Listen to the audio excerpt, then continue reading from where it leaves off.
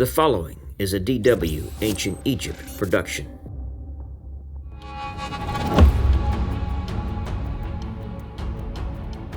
A rise of new order began under Pharaoh Setnakhte, who established the 20th dynasty.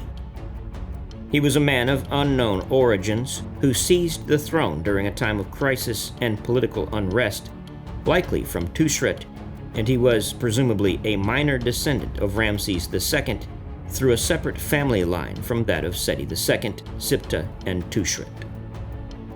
Ruling from 1190 to 1186 BC, Setnakhte put down Asiatic rebellions, reopened temples, and restored their revenues. While his reign was comparatively brief, it was just long enough for him to stabilize the political situation in Egypt and establish his son, Ramesses III, as successor.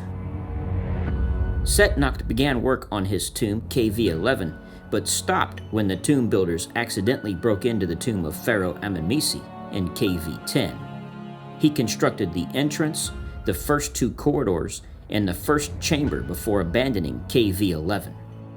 He then appropriated the tomb of Queen Tushret in KV-14. The remainder of this tomb would be completed by Ramesses III.